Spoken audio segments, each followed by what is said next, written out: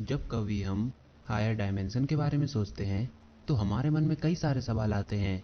हम ऐसी super powers के बारे में इमेजिन करने लगते हैं जिनको खाली सोचना ही हम सबको हैरानी में डाल देता है, क्योंकि हमारा ऐसा मानना है कि अगर हम एक बार हायर डायमेंशन में एक्सेस ले पाए तो हमारे लिए स्पेस और यूनिवर्स की मिस्ट्रीज को समझना आसान हो जाएगा।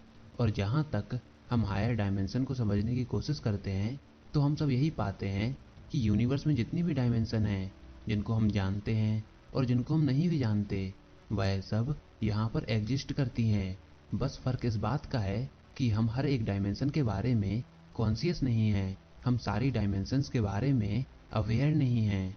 लेकिन सपोज अगर हम नियर फ्यूचर में अपनी advance technology, artificial intelligence, robots, इन सब के द्वारा बाकी की डायमेंशन के बारे में कॉन्शियस हो भी जाएं, तब क्या हम इन हायर डायमेंशन को एक्सेस कर पाएंगे? क्या हमारी बॉडी को इस तरीके से प्रोग्राम किया गया है कि हम हायर डायमेंशन को एक्सेस कर पाएं या उनके बारे में अच्छे से समझ पाएं? क्या हमारे ब्रेन में इतनी कैपेबिलिटीज़ हैं कि वह हायर डायमेंशन जैसे एक्स्ट्रा ऑर्डिनरी कंसेप्ट को समझ पाए? तो फिलहाल के लिए इस सवाल का जवाब किसी के पास नहीं है, पर फिर भी हायर डायमेंशन के बारे में अवेयर होने की यह कल्पना इंसानों को एक बड़े ही मिस्टीरियस वर्ल्ड में ले जाती है। चलिए, अगर हम यह मान लें कि फ्यूचर में हम एक्स्ट्रा डायमेंशन के बारे में अवेयर हो जाएंगे, तो क्या हम उनको एक्सेस कर पाएंगे? इसका जवाब हम प्रेजेंट सिचुएशन से अच्छे से समझ सकते हैं।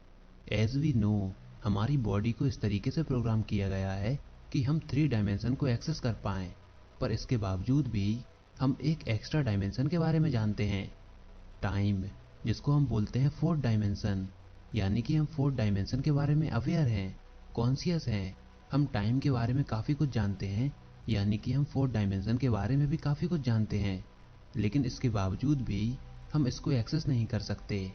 एक्सेस इन दी सेंस, हम समय में आगे या पीछे नहीं जा सकते, हम टाइम ट्रेवल नहीं कर सकते, लेकिन हम 4th डायमेंशन के बारे में अवेयर ज़रूर हैं। हम उसको जानते हैं कि यह मौजूद है, लेकिन हमारी बॉडी इस तरीके से प्रोग्राम नहीं है कि हम इसको एक्सेस कर पाएँ। यूनिवर्स में 4th डायमेंशन के लिए जो रूल सेट किए गए हैं, हम केवल उनको फॉलो कर सकते हैं, हम उनको एक्सेस नहीं कर सकते। वह रूल क्या हैं कि टाइम हमेशा फॉरवर्ड डायरेक्शन में मूव करता है, क्योंकि अगर हम 4th डायमेंशन को एक्सेस कर पाते तो हम रूल्स को भी चेंज कर सकते थे, यानी कि हम टाइम ट्रेवल भी कर सकते थे। बट ऐसा नहीं होता। यानी कि डायमेंशन के बारे में अवेयर होना, उनके बारे में कॉन्शियस होना और उनको एक्सेस करने में एक काफ़ी बड़ा डिफरेंस होता है। डायमेंशनल अवेयरनेस को समझने के लिए हमको 2 चीज़ों के बारे में जानना होगा। पहली चीज़ डिग्री ऑफ फ्रीडम और दूसरी कॉन्शियसनेस। तो डिग्री ऑफ फ्रीडम वह प्रॉपर्टी होती है जो कि यह डिफाइन करती है कि कोई बॉडी कितनी डायमेंशन को एक्सेस कर सकती है। जैसे कि अगर किसी बॉडी की डिग्री ऑफ फ्रीडम 1 है तो वह केवल 1 डायमेंशन को एक्सेस कर सकती है। जैसे कि ह्यूमंस के केस में हमारी डिग्री ऑफ फ्रीडम होती है 3, यानी कि हम 3 डायमेंशन को एक्सेस कर सकते हैं, जो कि है लेंथ, ब्रेथ और हाइट। भले ही हमारी डिग्री ऑफ फ्रीडम 3 हो, लेकिन हम 4th डायमेंशन के बारे में कॉन्शियस हैं। काफ़ी जानवरों की डिग्री ऑफ फ्रीडम लिमिटेड होती है, जैसे कि केवल 1 डायमेंशन में, केवल 2 डायमेंशन में। जिस तरह हम टाइम को समझते हैं, काफ़ी एनिमल्स नहीं जानते कि टाइम जैसा क्या होता है, वह केवल एक मूवमेंट में ही जीते हैं। काफ़ी एनिमल्स फ्यूचर के लिए प्लान नहीं करते। जैसे क्या आपको पता है कि चींटियाँ यानी कि आंट्स केवल 2 डायमेंशन में ही दुनिया को देखती हैं। जैसे कि प्लांट्स क्या स्पेस जैसी किसी चीज़ को अंडरस्टैंड करते होंगे, क्योंकि वह ना किसी चीज़ को देख सकते हैं, ना ही किसी चीज़ को सुन सकते हैं। वह केवल एक सेम प्लेस पर लॉकडाउन है जहाँ पर वो जर्मिनेट हुए थे। तो क्या हम यह कह सकते हैं कि पौधे यानी कि प्लांट्स के पॉइंट ऑफ व्यू से ना ही कुछ उनको दिखाई देता है, ना ही कुछ उनको सुनाई देता है? तो स्पेस यानी कि 3 डायमेंशन जैसी कोई चीज़ उनके लिए मायने नहीं रखती। ऐसा बिल्कुल हो सकता है, लेकिन हम यह जानते हैं कि प्लांट्स 3 डायमेंशन में एग्जिस्ट करते हैं और वो स्पेस और टाइम के फैब्रिक में भी एग्जिस्ट करते हैं। लेकिन प्लांट्स इसके बारे में कॉन्शियस नहीं है, यानी कि अवेयर नहीं है। लेकिन इसका मतलब यह नहीं कि जिस आयाम को वो नहीं समझते वह उनमें एग्जिस्ट नहीं करते। और बिल्कुल यही सेम सिनेरियो हमारे केस में भी है। भले ही हम एक्स्ट्रा डायमेंशन के बारे में अवेयर नहीं हैं, लेकिन इसका मतलब यह नहीं कि हम उन आयामों में एग्जिस्ट नहीं करते।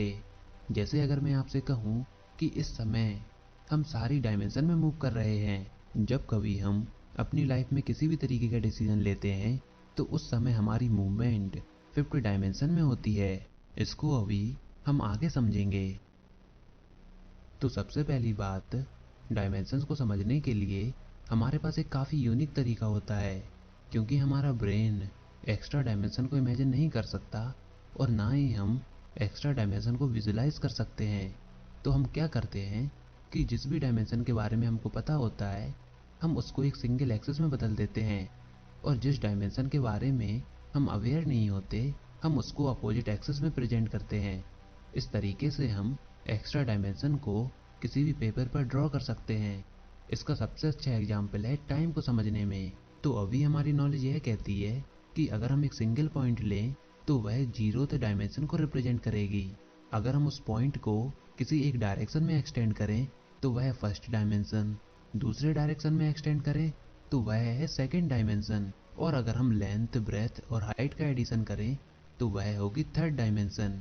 तो फोर्थ डायमेंशन को समझने के लिए इस थर्ड डायमेंशन को हम एक्स एक्सिस पर रिप्रेजेंट करते हैं और टाइम को वाई एक्सिस पर रिप्रेजेंट करते हैं। और स्पेस टाइम में यानी कि फोर्थ डायमेंशन में किसी भी ऑब्जेक्ट की पोजीशन डिफाइन करने के लिए हम इस रिप्रेजेंटेशन का यूज़ करते हैं। चलिए मैं आपको यहाँ पर एक ग्राफ दिखाता हूँ। इस ग्राफ को थोड़ा ध्यान से देखिए, लेकिन इससे पहले मैं आपको बता दूँ कि क्वांटम फिजिक्स में एक थ्योरी है जिसको हम कहते हैं मल्टीपल यूनिवर्स थ्योरी, जो कि यह बताती है कि टाइम के हर एक पॉइंट पर अलग अलग रियलिटी एग्जिस्ट करती हैं, अलग अलग यूनिवर्स एग्जिस्ट करते हैं, और यह सब यूनिवर्स इसलिए एग्जिस्ट करते हैं क्योंकि यह सब हमारे डिसीजन पर डिपेंड होता है। यानी कि आपने एक डिसीजन लिया, एक रियलिटी क्रिएट हुई, आपने दूसरा डिसीजन लिया, एक अल्टरनेट रियलिटी क्रिएट होगी। इसको अभी हम डिटेल में जानेंगे। तो यानी कि जब भी आप एक डिसीजन लेते हैं तो एक रियलिटी क्रिएट होती है, और यह रियलिटीज़ एक दूसरे के पैरेलल पोजीशन में एग्जिस्ट करती हैं। जैसे कि सब एटॉमिक पार्टिकल में क्वांटम स्टेट्स होती हैं। आप इसको ग्राफ में देखिए, एक्स एक्सिस रिप्रेजेंट करती है टाइम को यानी कि फोर्थ डायमेंशन को, और वाई एक्सिस रिप्रेजेंट करती है फिफ्थ डायमेंशन को। यहाँ पर ए और बी किसी पार्टिकल की पोजीशन है अलग अलग टाइम पर। एम और एन अल्टरनेट पैरेलल रियलिटीज़ हैं फिफ्थ डायमेंशन में। तो फिफ्थ डायमेंशन का कंसेप्ट कुछ यह कहता है कि अगर आप पोजीशन 1 पर हो और क्योंकि आप फिफ्थ डायमेंशन को समझ रहे हो तो हम यह मानकर चलेंगे कि हम फोर्थ डायमेंशन यानी कि टाइम को पूरी तरह से एक्सेस कर सकते हैं, यानी कि हम टाइम ट्रेवल कर सकते हैं, टाइम के एक्सेस पर आगे और पीछे जा सकते हैं। तो अगर हम पोजीशन 1 पर हैं और अगर हम टाइमलाइन में पीछे आकर पॉइंट ए पर आ जाएं और हम अपना डिसीजन चेंज करें तो एक पैरेलल रियलिटी क्रिएट होगी जिस पर चलकर हम एक अल्टरनेट रियलिटी में पहुंचेंगे यानी कि पोजीशन 2 पर। और इस अल्टरनेट रियलिटी पर जाने का जो रास्ता होगा वह है फिफ्थ डायमेंशन। यह तो इसको एक तरीके से डेफिनेशन में समझाने का तरीका था। चलिए हम इसको प्रैक्टिकली भी समझते हैं। तो सपोज आप एक मैथ्स के स्टूडेंट हो और आप इंजीनियर बन चुके हो, पर आप अपने डिसीजन को लेकर खुश नहीं थे।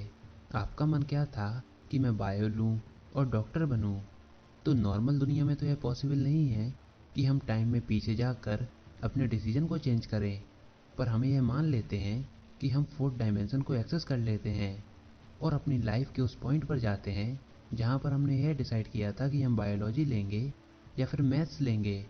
तो आपने अपना डिसीजन चेंज किया और बायोलॉजी को चूज़ किया, और आप अपनी लाइफ की एक नई टाइमलाइन पर चले गए और फाइनली आप डॉक्टर भी बन गए। तो यहाँ पर दो टाइमलाइन बनी, एक वो जहाँ पर आप इंजीनियर थे और दूसरी जहाँ पर आप डॉक्टर थे। तो इन दोनों टाइमलाइंस को जोड़ने का जो रास्ता था कि आप टाइम में पहले पीछे जाओगे, अपने डिसीजन को चेंज करोगे और एक दूसरी टाइमलाइन में जाओगे, यही है फिफ्थ डायमेंशन। लेकिन फिफ्थ डायमेंशन में जो ट्रैवल करने की कंडीशन हुई वह क्या है कि हमको टाइम में आगे और पीछे जाने का तरीका मालूम होना चाहिए, जो कि फ़िलहाल इस वक्त पॉसिबल नहीं है। काफ़ी सारी हॉलीवुड मूवीज़ इसको समझाने की कोशिश भी करती हैं, जैसे कि butterfly effect, back to future और भी कई सारी। मैं आपको यहाँ पर एक और ग्राफ दिखाता हूँ। यह जो पॉइंट है यह आपके जन्म को दर्शाता है और दूसरा आपकी करंट सिचुएशन को। और अगर आप इस ग्राफ को ध्यान से देखो तो इसमें यह बताया गया है कि आपने अपनी लाइफ में कितने सारे डिसीजन लिए हैं और हर एक डिसीजन आपको एक नई रियलिटी की ओर लेकर जाता है। अगर यह नहीं होता तो यह होता, अगर मैं लाइफ में यह चूज़ नहीं करता तो यह होता, आज मैं ऐसा होता, अगर मैं वह चूज़ कर लेता तो आज मेरी कंडीशन अच्छी होती, काश मैंने वह डिसीजन क्यों नहीं लिया और अच्छा ही हुआ मैंने यह डिसीजन लिया। ऐसे ही कई सारे पॉइंट्स हमारी लाइफ में आते हैं, पर अगर हम टाइम ट्रेवल कर पाते तो हम इन सारे डिसीजन को भी एक्सेस कर लेते और एक अल्टरनेट टाइमलाइन को एक्सेस कर पाते और अपनी लाइफ के एक दूसरे हिस्से को भी जी पाते। और शायद यही चीज़ हल्क को भी समझाने की कोशिश की गई थी जब वह टाइम स्टोन को लेने गया था। तो हर एक डिसीजन अपनी एक रिस्पेक्टिव रियलिटी, हमारा एक खुद का पर्सनल यूनिवर्स क्रिएट करता है। और यह ज़रूरी है कि इस पॉइंट को हम बड़े ध्यान से समझें, क्योंकि हम हर समय डिसीजंस लेते हैं और उसके कॉन्सिक्वेंसेस को डील करते हैं। जैसे क्वांटम फिजिक्स में ऑब्जर्वर अपने देखने भर से क्वांटम स्टेट को चेंज कर सकता है। जैसे कि प्रोबेबिलिटी क्लाउड में सारी पॉसिबल रियलिटीज़ उस समय एक कंडीशन में एग्जिस्ट करती हैं, लेकिन अपर डायमेंशन में तो हम यह भी कह सकते हैं कि आप अपनी रियलिटी के खुद क्रिएटर हैं। और हो सकता है कि किसी दिन हमारी कॉन्शियसनेस लेवल उस पॉइंट पर पहुंच जाए जहां पर ऐसी चीज़ें हमको ऑर्डिनरी लगने लगे। तो फिलहाल यह सब था 50 डायमेंशन के बारे में। अगर आप ऐसे ही एक्स्ट्रा डायमेंशन जैसे कि 6th dimension, 7th dimension, 8th dimension इनको भी समझना चाहते हैं तो कमेंट बॉक्स में लिखकर ज़रूर बताइए। फ्यूचर में हम इन पर भी वीडियो बनाने की कोशिश करेंगे। तो फिलहाल यह वीडियो आपको कैसी लगी कमेंट सेक्शन में लिखकर ज़रूर बताइए। इसको अपने सभी दोस्तों के साथ शेयर कीजिए और अगर आपने हमारा चैनल अभी तक सब्सक्राइब नहीं किया तो इसको सब्सक्राइब कर लीजिए ताकि आगे आने वाली कोई भी वीडियोज़ और अपडेट्स आपसे मिस ना हो पाएँ।